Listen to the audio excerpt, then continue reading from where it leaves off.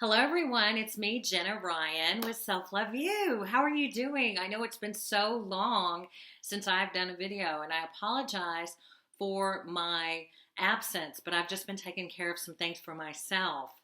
And you guys know that I also sell real estate in the DFW area, and I've been selling lots of houses, and I'm about to start a brokerage. But that's not what we're going to talk about today. Today, I want to talk about the narcissist or disordered person, anybody that is treating you poorly. And we're going to talk about how they want to be dismissive towards you and how they want to mirror you in a way which reflects back to you that you are a worthless person, that you are, well, there's all sorts of things that they want to do in order to mess you up. So the narcissist wants to, and I'm just going to use narcissist as a generic term, just somebody who's creepy wants to do these things to you. What they're trying to do, see, my whole life, I always thought that I was inherently flawed, that there was a flaw within me.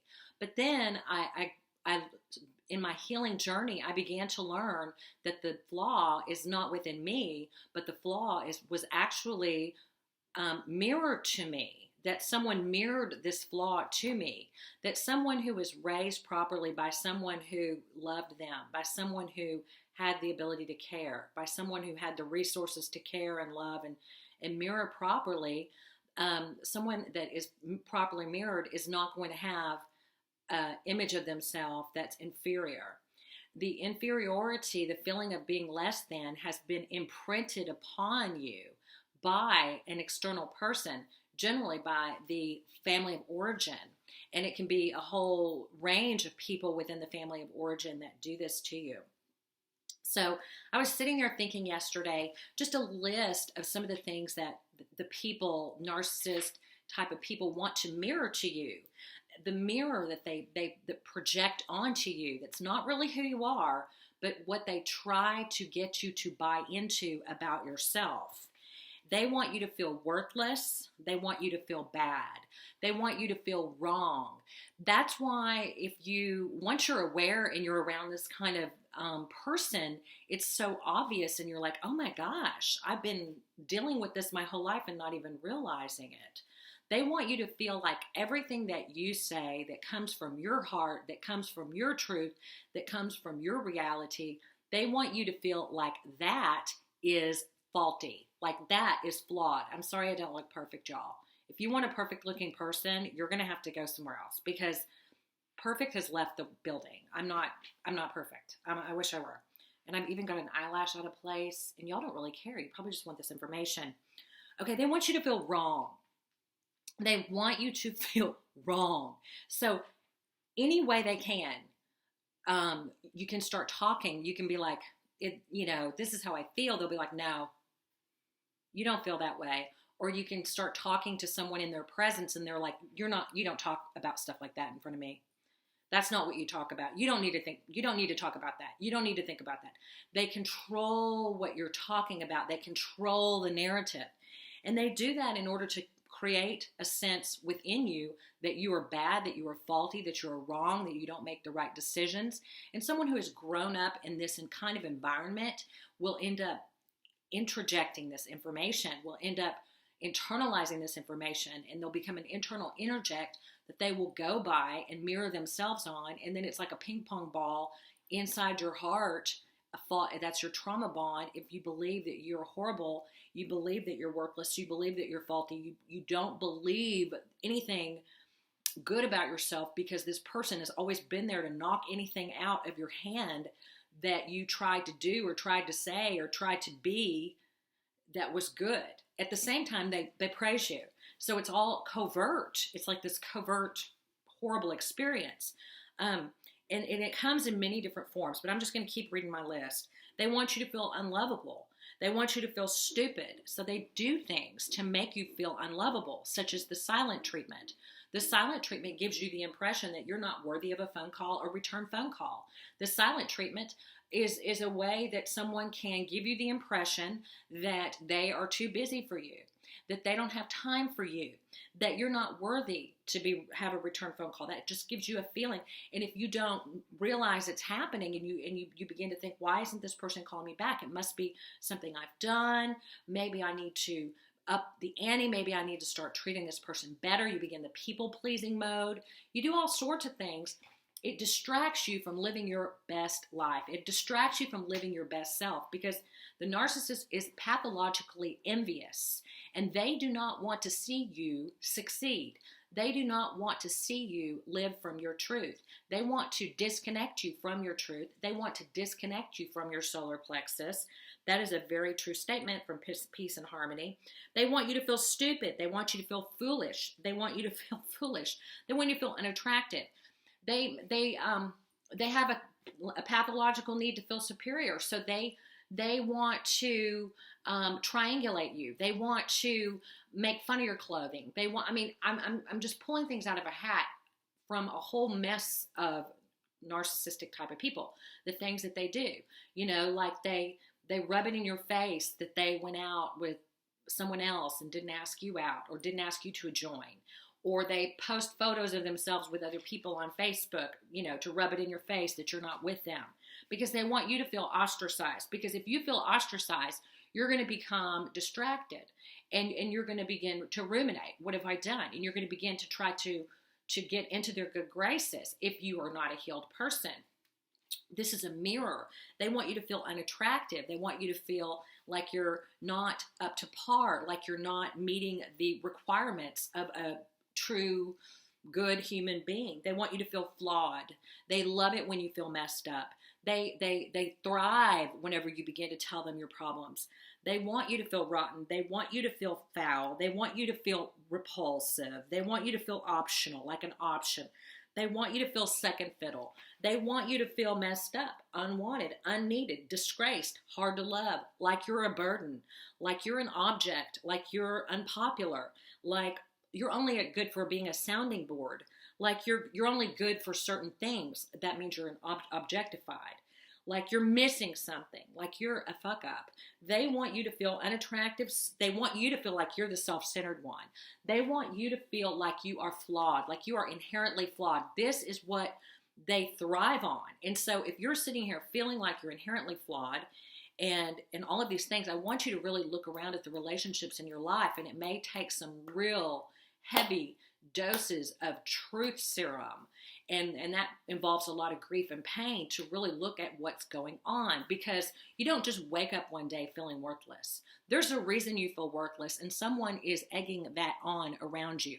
You are being mirrored to be worthless. If you feel like a worthless person, that means that you're allowing people around you to mirror you back as worthless. That means that you are continuing in relationships where you're being treated poorly or substandard or subhuman, and you don't even catch it. You don't even notice it. You don't cut it off. You don't go no contact. If you're in a relationship with a narcissist, then that means you need to go no contact or low contact. If you're continuing contact with someone who is giving you silent treatment, or triangulating you, or treating you in ways that would insinuate or imply, even covertly, that you are unwanted, bad, unattractive, unlovable, stupid, foolish, or whatever you say is dumb, whatever you say, whatever you think is out of balance, whatever you think is untrue, that's kind of what they want you to believe about yourself. If you're in any kind of relationship where a person is feeding you back these messages covertly, then that means you are being made to feel less than. And so awareness is important. It's very important that you have awareness and you understand that the narcissist or a disordered person has a pathological need to be superior. They cannot see you. They cannot see you. And any time that you engage with someone who cannot see you, who cannot see who you are, who does not have any kind of care for your feelings, they're only wanting to take away from you. Anytime you engage with someone like this, you are actually taking away from your own truth. You're actually operating from a false self. You're actually just destroying yourself, and you're operating from a trauma bond. And this trauma bond is a very thick bond that you have with somebody who traumatically abuses you, and you have to unravel from that bond firstly by awareness. The awareness that, okay, how do I feel right now? I'm feeling like shit because someone I love very much didn't return my text, just didn't return my text. At all. Nothing, which is very disrespectful. And so I can ask myself, how do you feel right now? I feel worthless because of this. It makes me feel worthless. It makes me feel like I'm not worth this person's time, or maybe this person is trying to signal to me that they're not approving of me. I feel disapproved of. I feel blah, blah, blah, blah, blah, blah. And you just let yourself feel your feelings, and you just experience those feelings. And then you go, wait a minute.